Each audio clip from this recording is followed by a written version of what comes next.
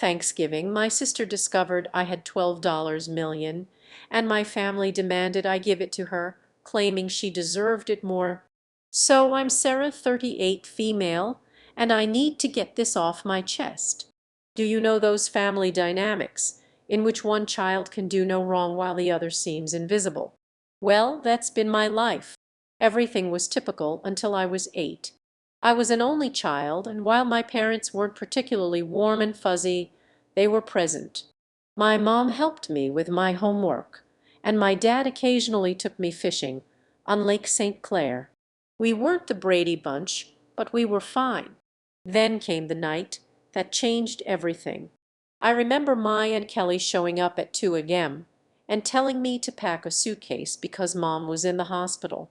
My sister Rachel was on her way, but something was wrong. She wasn't supposed to arrive. The following weeks were a blur of hospital visits and hushed conversations. Rachel was tiny, barely bigger than one of my baby dolls, but covered in tubes and wires. I wasn't allowed to touch her or get too close. That's when I first felt it, an invisible wall forming between me and the rest of my family. When they eventually brought Rachel home, our house turned into a sterilized bubble. My mom became obsessed with germs.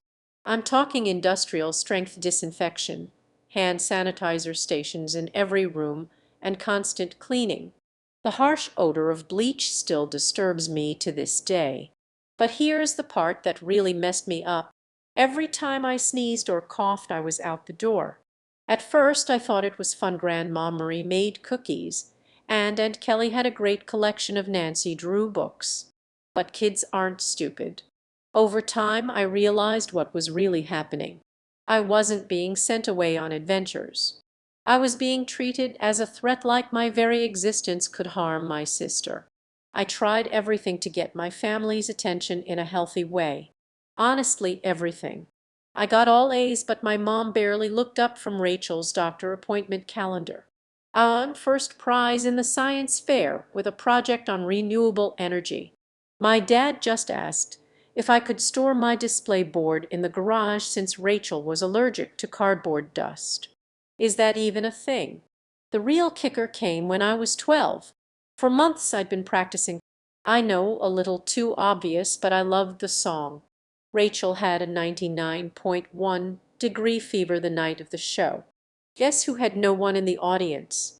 2 weeks later, the entire family, including both sets of grandparents, attended Rachel's 15-minute flute recital, during which she barely managed to play hot cross buns. By the time Rachel was 7, she had outgrown any real health difficulties, but that didn't stop her from continuing the act. Headache, must stay home from school, feeling tired. Someone else has to do my tasks. If she was worried about a test, my mom would call the school to extend the deadline. I began spending more and more time in my room, immersed in books about art history and antiques.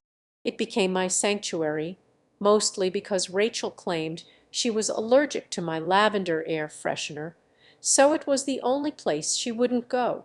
You know what's truly messed up? When she pretended to be sick, a part of me felt grateful.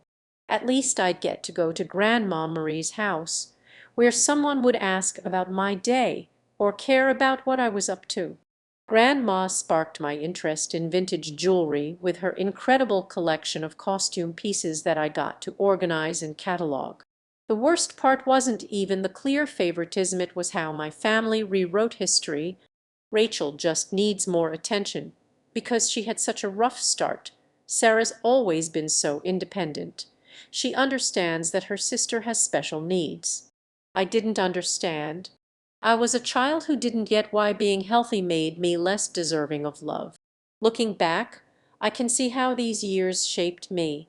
The constant message that I was somehow unsafe or inconvenient doesn't just go away. But hey, at least it taught me to be self-sufficient. When no one checks your homework or cares about your triumphs, you quickly learn to be your own cheerleader. High school came, and most people either loved it or loathed it. I saw it as my ticket out. While Rachel was establishing her drama empire in middle school, I was laying the groundwork for my escape.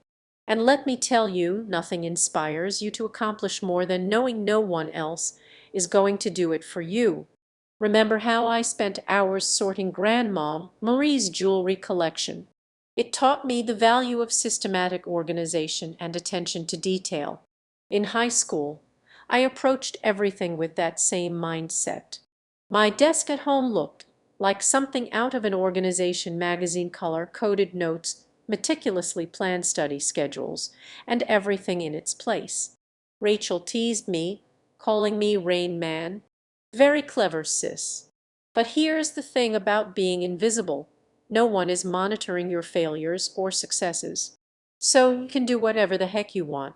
I joined every club that didn't interfere with my part-time job at Carson's Diner. Thank you, Carol, for always remembering my birthday when my parents forgot. Debate team. Check. National Honor Society president. Check. Editor-in-chief of the school newspaper. Check. Debate team was when I truly found my voice. There's something quite satisfying about completely dismantling someone's argument while keeping your cool. It also taught me how to negotiate, which would prove invaluable later. In my junior year, things got even more interesting. I took the set and received a flawless score 1600. Not pretty good. Perfect. I stared at the results screen for almost 20 minutes, convinced it was an error. I rushed home to tell my parents, but I quickly realized how stupid that was. My mom was in the kitchen helping Rachel with her English homework. The conversation went something like this. Me, Mom, look, I got a perfect SAT score. Mom, that's nice, honey, but can you keep it down? Rachel's trying to concentrate. She has a big test tomorrow. Rachel, you're right. Some of us actually have to study Miss Perfect. Mom, sweetie, don't stress. You're just a different kind of learner. I still have those set results somewhere. They were never pinned on the fridge. But Rachel's C in English. That earned prime refrigerator space, complete with a "We're so proud of you" magnet. When it came time to apply for college, I applied to 15 schools without informing anyone.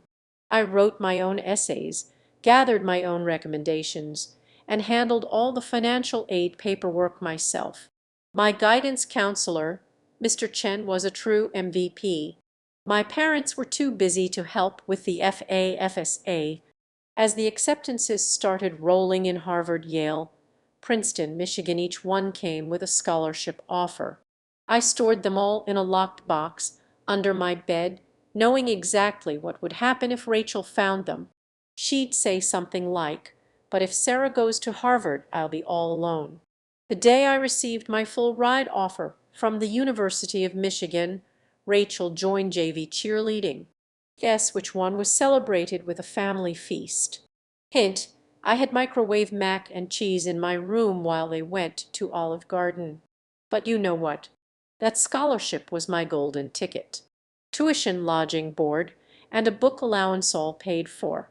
I could finally leave the house where I was either invisible or an inconvenience. Over the next few years, my life transformed from a story of quiet struggle into one of quiet triumph. The auction house had served as the stepping stone I needed to build my career, but it was clear that I had only scratched the surface of what I could achieve. The small freelance business I started on the side had blossomed into something unrecognizable, something far beyond what I had ever imagined. By the time I reached my 5th year in the jewelry authentication business, my small office above the Chinese restaurant in a forgotten corner of town had become a full-fledged operation with teams in multiple cities. My clients included people who owned some of the world's rarest jewelry collections, often passed down through generations of families who valued discretion above all else. Every deal, every authenticated piece of jewelry became another step on my climb to success. And with each step, the process of managing growth was difficult, no doubt, but I was determined. My company had cornered the high-end jewelry authentication market in the Midwest, but now it was time to scale. By then, I'd established offices in Detroit, Chicago, and New York. Yet, despite all this success, I continued to keep my family in the dark. I had grown used to the Sunday dinners that seemed to carry on in the same way, like a warped version of normalcy. Every week I'd find myself at the family table listening to Rachel talk about her new job, her struggles to make it in the marketing world. Meanwhile, I had closed deals worth more than her annual salary, and she had no idea. My parents remained blissfully ignorant, continuing to believe I worked at some quaint, modest antique shop. To them, I was just Sarah, the girl who deals with old jewelry. And then there was Rachel.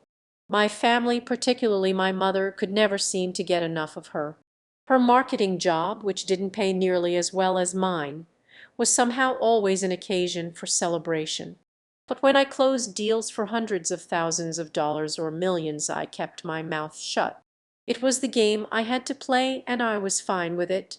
In fact, I found a strange sort of amusement in the irony of it all. I'd wear my most exquisite pieces worth more than any of Rachel's worldly possessions and sit at the table in my plain clothes, knowing I was playing a role that no one seemed to notice. No one, that is, except me.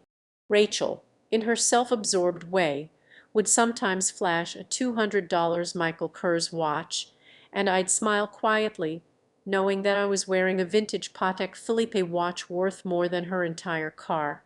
It wasn't that I felt superior to her, but I couldn't help but savor the quiet satisfaction of knowing that my success was entirely my own.